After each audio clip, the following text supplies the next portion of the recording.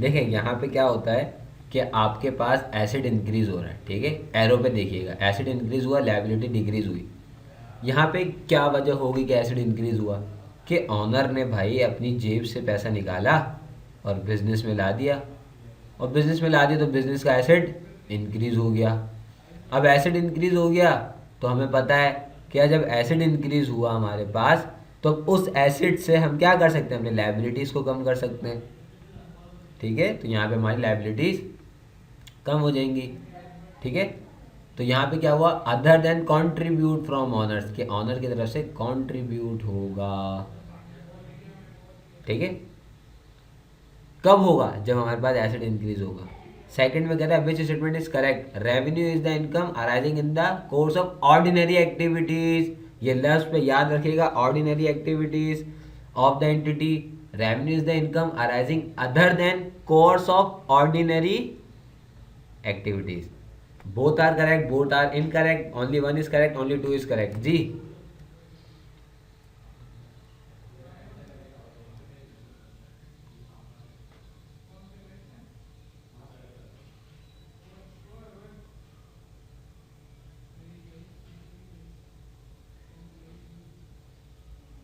I think A, ठीक है, कोई मसला नहीं।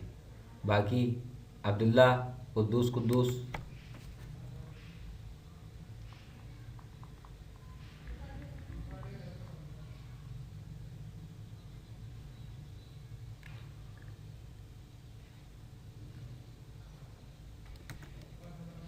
ए कंफर्म अब्दुल्ला कह रहे हैं, ठीक है।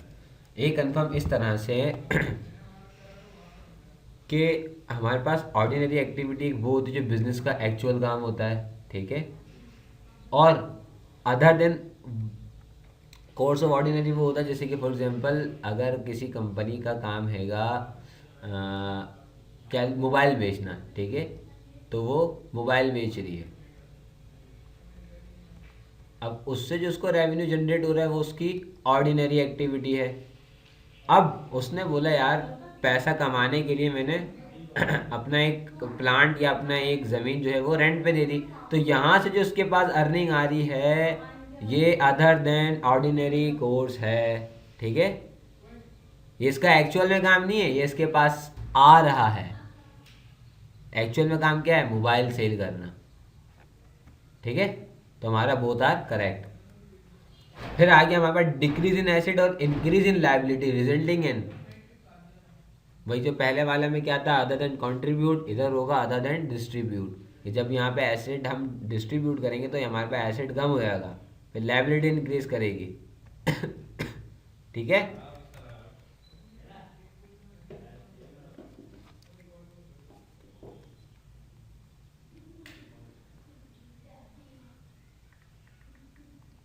कंफर्म कर दो, कंफर्म कर दो, मुझे कंफर्म कर दो।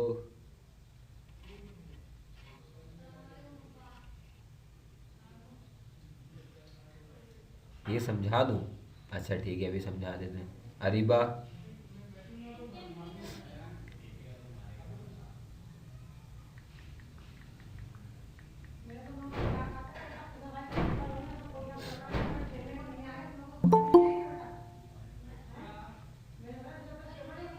बाकी बच्चे कंफर्म कर दें मुझे आंसर इसका।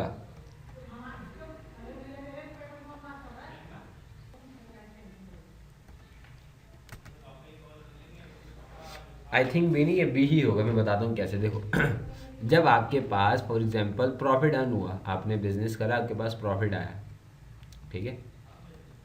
अब आपने क्या करा, प्रॉफिट जाहिर सी बात है ऑनर को दिया। ऑनर, ये ऑनर है, ठीक है, इसको आपने प्रॉफिट दिया।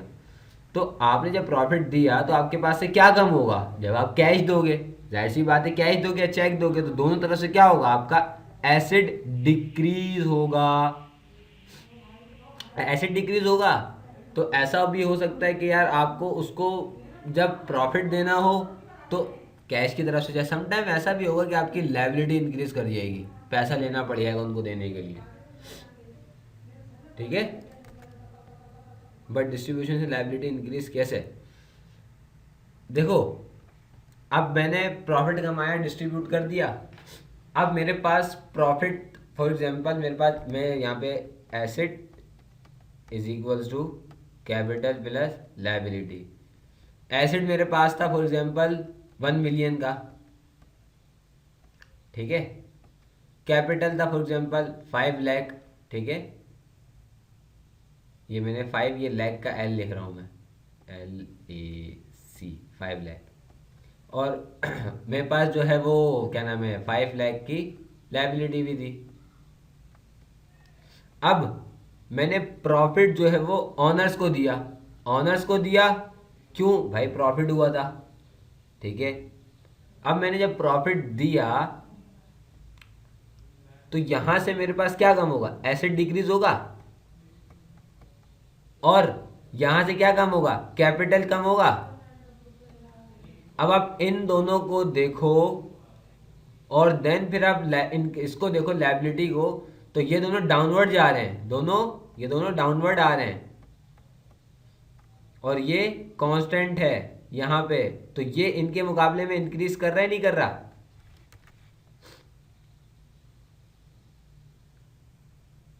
अरीबा,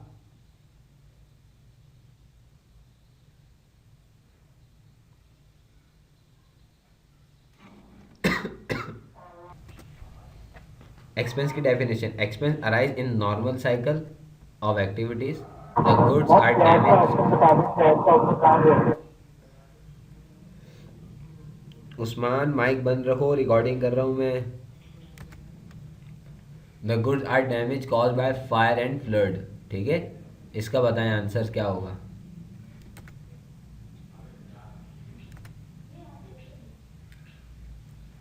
जल्दी जल्दी जल्दी जल्दी। अरीबा ए कह रही हैं, बोथ आर करेक्ट, ठीक है। बाकी कुद्दूस कुद्दूस मोहम्मद अब्दुल्ला अब्दुल्ला इसका ए ही करेक्ट है। देखो एक्सपेंस अराइज होते हैं हमारे नॉर्मल कोर्स में, ठीक है, जो कि हमारा एक्चुअल में कितने का होता है, 1 ईयर का होता है, ठीक है, 1 ईयर एक्टिविटी, ठीक है। The goods are damage cause by fire and flooding. अब कभी फायर की वजह से हमारा गुड डैमेज हो जाता है, कभी फ्लड की वजह से हो जाता है, तो ये हमारा एक्सपेंस ही होता है। Which statement is correct, the statement of financial position shows the entity position, कि फाइनेंशियल पोजिशन जो है वो जो है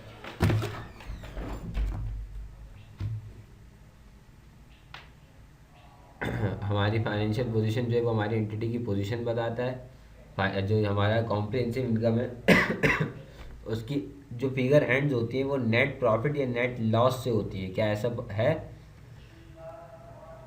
दोनों स्टेटमेंट्स करेक्ट हैं या रॉन्ग हैं?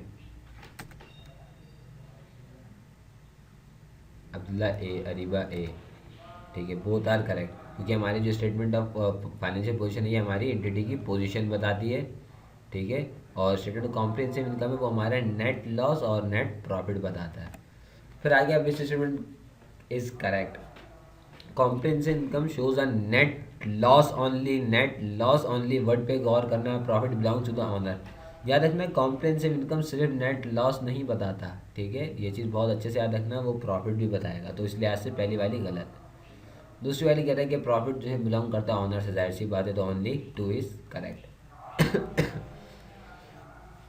ऑब्जेक्टिव ऑफ फाइनेंशियल परफॉर्मेंस, अब ये बहुत ध्यान से पढ़ना, एग्जामिनर लाजमी पूछेगा ये। बाकी जो मैंने कुछ स्टार्ट के एमसीक्यूज कराए ना वो मोस्ट इंपॉर्टेंट है, ये भी मोस्ट इंपॉर्टेंट है, जिसमें मैंने एसेट लायबिलिटी इक्विटी इनकी डेफिनेशंस करवाई हैं, ये भी बहुत इंपॉर्टेंट है, और ये वाली बहुत इंपॉर्टेंट है, ठीक है। कह रहा फाइनेंशियल परफॉर्मेंस क्या है, to provide financial information about the entity, to provide the financial position of an entity at the particular date, usually the end of the financial year, to provide the necessary information to its stakeholders, या to provide the entity purpose। जल्दी से इसका answer बताओ, शाबाश।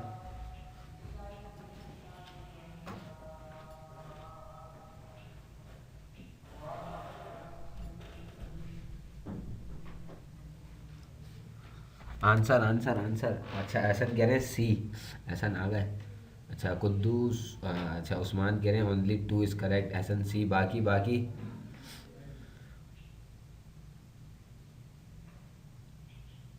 Quddus B कह रही हैं, और बाकी अरीबा आप रह गई।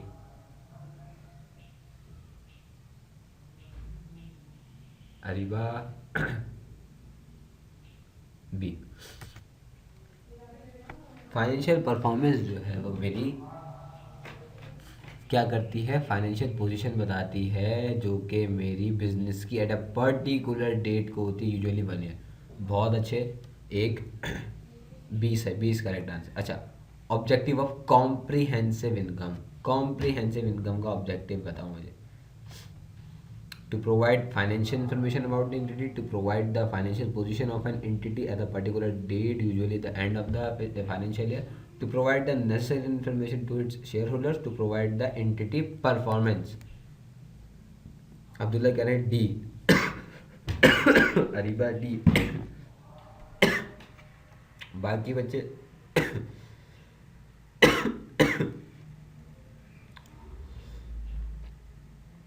एहसन, उस्मान, अच्छा डी, बिल्कुल डी इज़ करेक्ट आंसर कि ये हमारी परफॉर्मेंस बताती है। ठीक है, ये तीनों पूछ सकता है, पहला ये, दूसरा ये, तीसरा ये भी पूछ सकता है। Objective of financial statement, financial statement का ऑब्जेक्टिव बताओ। To provide the financial information about entity, to provide the financial position of the entity at a particular date, usually the end of the financial year, to provide the necessary information to its stakeholders, both A and C. Areeba Zaidi कह रही है सी। अरीबा जैदी कह रही है सी, ए सी। अच्छा, ए सी। ठंड हो रही है अभी फ़िलहाल, बाद में ख़रीदेंगे। अच्छा, बाकी एसी, सबको एसी याद आ रहा है। ठंड का लग रहा है, ठंड नहीं हो रही आप लोगों के इलाकों में। बाकी और अच्छा डी, बिल्कुल ए एंड सी के फाइनेंशियल पोजीशन के दो काम होते हैं कि वो इंफॉर्मेशन देती है कंपनी की, एंटिटी की, और नेसेसरी इंफॉर्मेशन देती है स्टेक होल्डर्स की। ठीक है, एग्जामिनर यहाँ पे नेसेसरी इंफॉर्मेशन की जगह पे बोल दे कि भाई वो सारी इंफॉर्मेशन देती है, ऑल इंफॉर्मेशन देती, तो यहाँ पे ये स्टेटमेंट गलत हो जाएगी अगर ऑल होगा तो, लेकिन नहीं है, सिंपल यही लिखा, तो ये स्टेटमेंट करेक्ट है। कह रहा है which statement is correct, the information explains the financial position of an entity at a particular.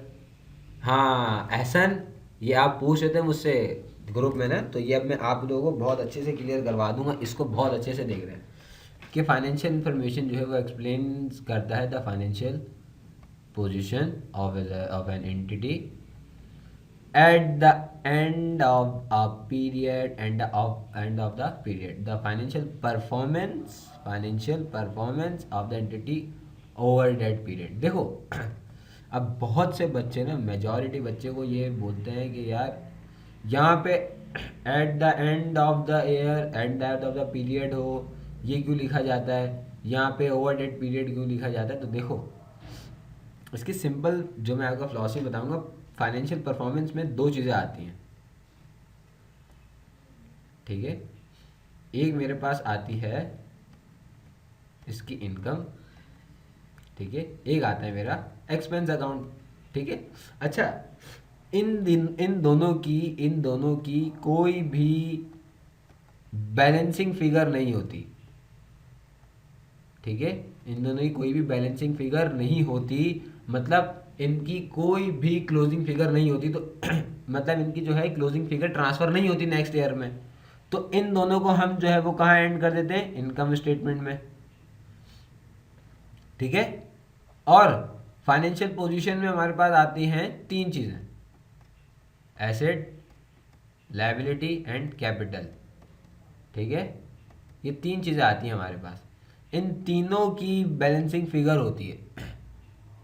ठीक है, ये नेक्स्ट अकाउंटिंग पीरियड में ट्रांसफ़र हो जाते हैं, बट ये नहीं होते हमारे पास, क्या, इनकम और एक्सपेंस, ये दोनों नहीं होते, जिसकी वजह से ये ओवर द पीरियड बनती है कि ये पूरे ईयर में क्या हुआ है। ठीक है, और ये जब भी एट द ईयर एंड बनती है कि आखिरी में हमारे पास क्या क्या बचा है। ये बात क्लियर हो गई बहुत अच्छे से, ये बताओ सारे पहले एहसन क्लियर हुआ? सर क्लियर कट बता दें कि ये जो स्टेटमेंट ऑफ फाइनेंशियल पोजीशन है ये कहाँ बनती है, और वो आपने थोड़ा कॉम्प्लेक्स किया थोड़ा सा सर। मैंने कॉम्प्लेक्स किया? अच्छा चलो ठीक है, और आसान कर देते हैं। इनको हम कहते हैं, बल्कि पहले पूरा मिटा दूँ उसके बाद समझाऊंगा।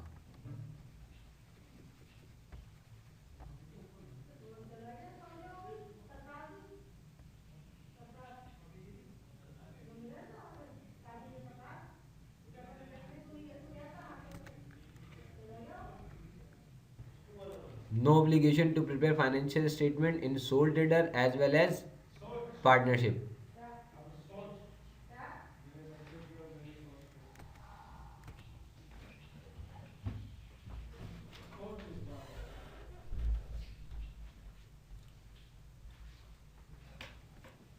कह रहा if other than tax purpose or obtaining loan from bank from which owners partners are responsible। देखो इनके ऊपर वैसे कोई रिस्पॉन्सिबिलिटी नहीं होती कि ये जो है फाइनेंशियल स्टेटमेंट बनाए पार्टनरशिप में और सोल ट्रेडर में, बट इनके ऊपर ये ऑब्लिगेशन होती, सॉरी, अगर इनको जो है लोन लेना है या कोई टैक्स पे पर्पस है तो इनको अपना क्या बनाना पड़ता है, फाइनेंशियल स्टेटमेंट बनानी पड़ेगी ताकि ये लोन ले सके इजीली। ठीक है, तो इसलिए ये हमारी both are correct. Which statement is correct? Statement of comprehensive income is a true and fair view. अच्छा ये बहुत ध्यान से देखना, ये आई कैप देगा। Of the entity in the eyes of law listed company do not require to upload financial statement on their website.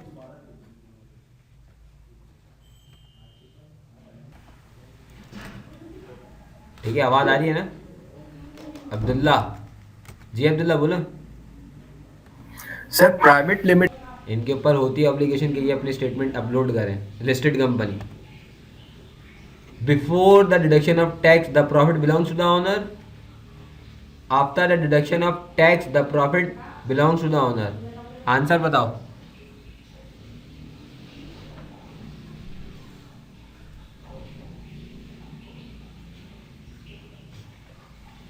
Answer answer answer Ehsan. अच्छा, लिस्टेड कंपनी रजिस्टर्ड होती हैं, जी हाँ। अरीबा डी कह रहे हैं, एहसन भी डी कह रहे हैं। टू इज करेक्ट, बिल्कुल। ये पहले जो है वो ऑनर का होता ही नहीं है, आफ्टर टैक्स रजिस्टर्ड होता है। Which statement is correct? Total of debit and credit must be equal the company run on the behalf of share holders. अच्छा, अब यहाँ पे कंपनी आया तो अब्दुल्ला यहाँ पे आपको ये बात कंफर्म हो जानी चाहिए कि लिस्टेड कंपनी की बात हो रही है, क्योंकि अगर यहाँ पे बिजनेस आता तो यहाँ पे फिर आपका थोड़ा सा डाउट होता कि बिजनेस कैसे आप रन कर सकते हो, आप कंपनी रन कर सकते हो, इसलिए यहाँ पे मैंने कंपनी लिखा। ठीक है, हाँ इसका आंसर बताओ। Total of debit must be equal to total of credit, कि डेबिट और क्रेडिट दोनों को इक्वल होना चाहिए। अरीबा कह रही है C, only one is correct. बाकी Ehsan one is correct, both are correct. Ehsan कह रहे हैं बोथ आर करेक्ट। देखो both are correct is right answer. देखो कंपनी जो होती है वो रन करी जाती है on the behalf of share holders. अब वो रन कौन करता है? बोर्ड ऑफ डायरेक्टर करता है। लेकिन यहाँ पे उन्होंने ये इतनी डिटेल नहीं मांगी, उन्होंने सिर्फ इतना बोला है कि जो कंपनी है वो किसके बिहाफ पे रन की जाती है। उन्होंने बोला भाई शेयर होल्डर्स के, क्योंकि शेयर होल्डर्स नहीं रन करते, उनके बिहाफ पे रन की जाती है, उनके पैसे के ऊपर हम जो है अपना बिजनेस को रन कर रहे होते हैं। ठीक है, बोथ आर करेक्ट।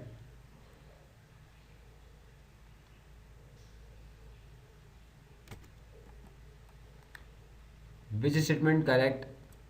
अब ये अकाउंटिंग के बुक के हैं, ठीक है, अब जो आएंगे सारे अकाउंटिंग के बुक के हैं, मेरे ख्याल से 8-10 ही हैं। Which of the following statement are true?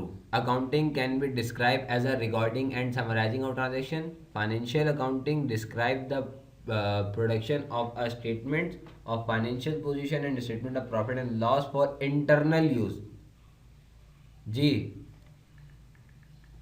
Answer sir ये ऑनर से सेपरेट है, देखो, रजिस्टर्ड कंपनीज तो ऑनर से डिफरेंट होती है ना। अब यहाँ पे बिहाफ, उनके बिहाफ पे ही की जाती है ना रन। अगर शेयर होल्डर्स ही ना हो, पैसा वो लगाए ना, तो किसके बिहाफ पे रन करोगे आप business?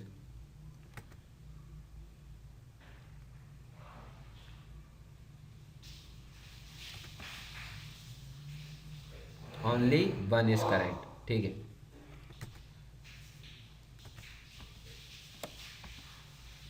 The term accounting and bookkeeping are classified as same, different, opposite, none of these.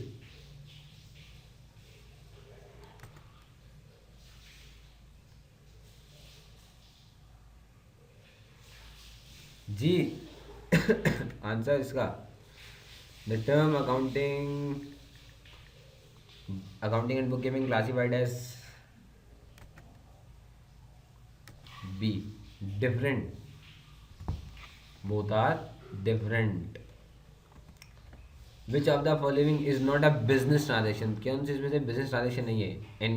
Incurring interest on bank loan, hiring a new employee, purchase of office supplies, received fees from services. जी, not a business transaction हमारे पास B है, जो कि hiring a new employ है, तो ये business transaction नहीं है। देन आ गया expenditure which provide benefit in future period, in further period are called, या future period are called, future में दे या मैं आगे का फ़ायदा दे, फर्दर फ़ायदा दे, वो कौन सी हमारी एक्सपेंडिचर होता है? Revenue expenditure, outstanding expenditure, current expenditure और कैपिटल एक्सपेंडिचर।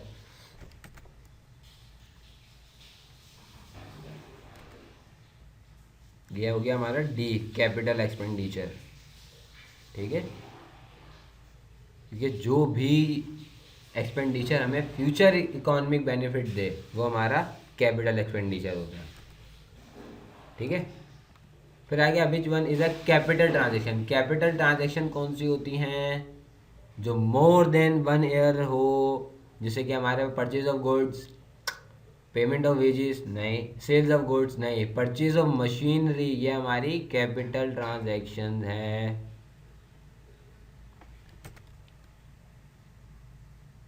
भाई आंसर भी दे दो यार, तुम तो सारे चुपचाप बैठ गए। D, cash invested in the business by the owner is called, ये तो आप लोगों को पता है, कैपिटल होता है। विच of the following is an element, देखिए अब यहाँ एलिमेंट की बात आ गई, वहाँ कॉम्पोनेंट नहीं, एलिमेंट की बात आ गई। Of the statement of financial position, financial position का कौन सा इसमें से एलिमेंट है? तो इनकम तो हमारे पास होता ही नहीं है, गेन होता ही नहीं है, और एक्सपेंस भी नहीं होता। होता क्या है? लायबिलिटी होता है, क्योंकि लायबिलिटी हमारे पास एलिमेंट है फाइनेंशियल पोजीशन का या बैलेंस शीट का, ये तीनों नहीं है। ये दोनों लिंक करते हैं हमारे इनकम स्टेटमेंट से, और गेन और लॉस हमें वहीं से ही मिलता है, तो तीनों वहीं से ही लिंक करते हैं। फिर आ गया which of the following is not a current asset, कि कौन सा इसमें से करंट एसेट नहीं है? Equipment, inventory, cash, trade receivable.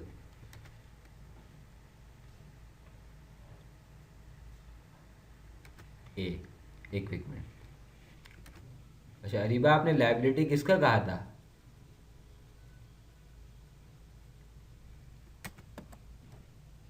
अच्छा ठीक है, ठीक है, ठीक है।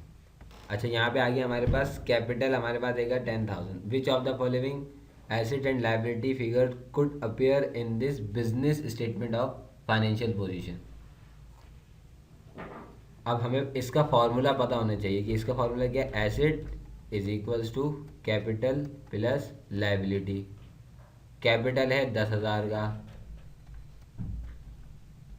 हुई हुई इतने बड़े बड़े जीरो बन रहा है, ठीक है। फिर एसेट यहाँ कितने का होगा और लायबिलिटी यहाँ कितने की होगी? ये ज़रा से आंसर बताओ इसका, ज़रा सॉल्व करके। ऑप्शन डी,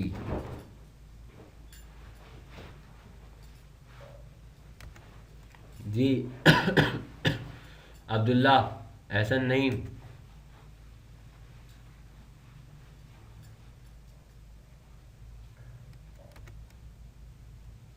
ए कैसे हो गया भाई? एसिड इक्वल होता है मेरा कैपिटल प्लस लाइबिलिटी के। अगर यहाँ पे मेरा asset is equals to capital हो रहा है, लाइबिलिटी के नहीं हो रहा है मेरा, तो कैपिटल को प्लस करके कैसे करूँगा? इधर भी करूँगा तब भी नहीं होगा, इधर करूँगा तब भी नहीं होगा। हाँ, इधर करूँगा तो हो जाएगा कि मेरे पास 10,000 का कैपिटल है और 4,000 की लाइबिलिटी, तो टोटल मेरे पास कितना हो गया एसिड? 14,000 का एसिड हो गया। तो ये इक्वल हो गया इसके, एसिड इक्वल टू ये लाइबिलिटी आ गई और ये कैपिटल आ गया। ये 10,000 का यहाँ पे कैपिटल ये है, ये रहा कैपिटल 10,000 का। तो 10,000 ये, 4,000 ये, और ये आ गया 14,000 का एसिड।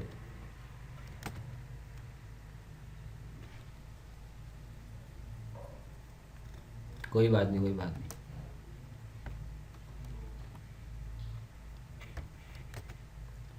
देन आ गया विच एडजस्टमेंट इज इनकरेक्ट। इनकरेक्ट बताना है। देखो कैलकुलेटर उठाओ, 7850 लेस 1250 माइनस 660। क्या देखो ये आंसर ज़ीरो हो रहा है? अगर ज़ीरो हो रहा है तो ये करेक्ट है, ठीक है।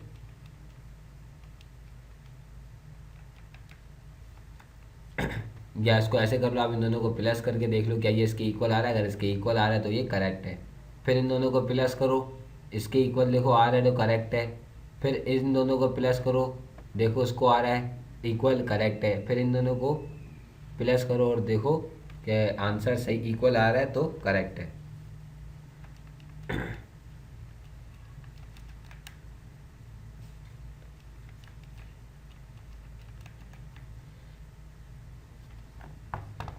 इसका आंसर क्या है?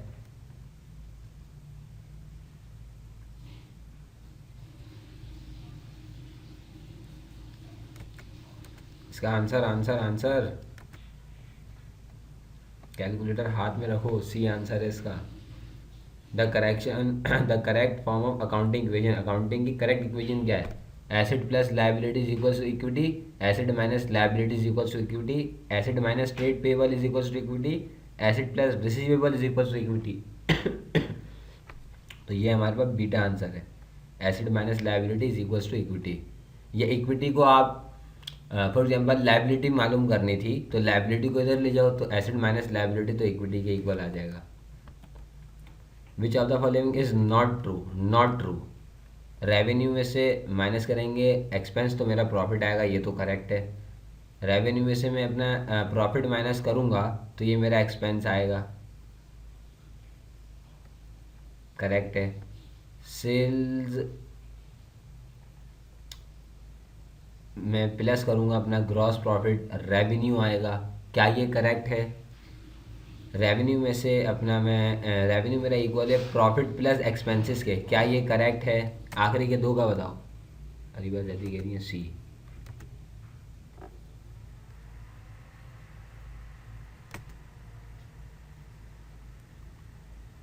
आंसर बता दो। तुम लोग ऐसे चुप चुप करके बैठ गए हो, इसे मैंने पता नहीं क्या कर दिया है।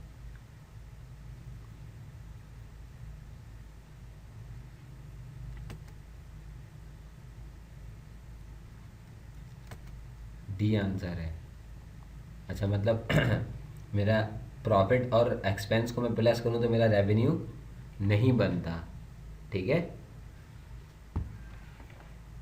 तो ये नॉट ट्रू, डी है मेरा। Who is responsible to prepare financial statement in a company? Company में फाइनेंशियल स्टेटमेंट का कौन जिम्मेदार होता है? शेयर होल्डर्स, मैनेजर, डायरेक्टर या ऑल ऑफ द अबव? वही वाली बात आ गई, मैंने कहा था ना मैनेजर भी देगा, लेकिन हमने मैनेजर को नहीं देना। कंपनी में कौन बनाएगा? डायरेक्टर बनाएगा हमारा। The investment of cash into the business resulting in an, कि इन्वेस्टमेंट करी किसने? कैश की बिजनेस में, तो क्या इंक्रीज होगा? पहला तो कैश इंक्रीज होगा, दूसरा कैपिटल इंक्रीज होगा। क्यों? क्योंकि भाई मालिक ही पैसे लगाएगा। अब ऐसा तो होगा नहीं बाहर से कोई भी जा रहा हो पैसे दे के चले जाएगा, ऐसा नहीं होता, मालिक ही लगाता है। तो इंक्रीज इन कैश और इंक्रीज इन कैपिटल, बीटा answer. The owners contribute his personal car to the business. Business में उसने अपनी पर्सनल कार दे दी भाई कि यार ये लो, मेरे ये जो है कार मेरी बिजनेस में यूज़ करो, तो क्या होगा? दोबारा एसिड इंक्रीज होगा और ऑनर्स इक्विटी इंक्रीज होगी, सी आंसर। डबल एंट्रीज अच्छी से करो, डबल एंट्रीज पक्की है, गेम आसान है। The company purchase a significant amount of office supplies on credit. क्या कह रहे हो अब्दुल्ला हाजी, बोलो। सर ये बुक में सी ही है। हाँ हाँ, मुझसे गलती हो गई तेरी, बस सॉरी, माफ़ी चाहता हूँ मैं आपसे। मैंने देखा नहीं, मैंने करेक्ट बता दिया, ठीक है। तो इसमें हमारे पास क्या होगा, डी आंसर होगी। कंपनी ने क्या करा है, ऑफिस सप्लाईज खरीद उधार पे, तो मेरा एसेट इंक्रीज हुआ और साथ साथ लाइबिलिटी भी। Debit entry usually represents increase in, debit entry क्या रिप्रेजेंट करती है जब इंक्रीज होता है, क्या, एसेट एंड एक्सपेंस, क्योंकि जब भी एसेट और एक्सपेंस जब भी इंक्रीज होगा वो डेबिट होगा, ठीक है। यहाँ पे ये हमारी क्लास होती है एंड।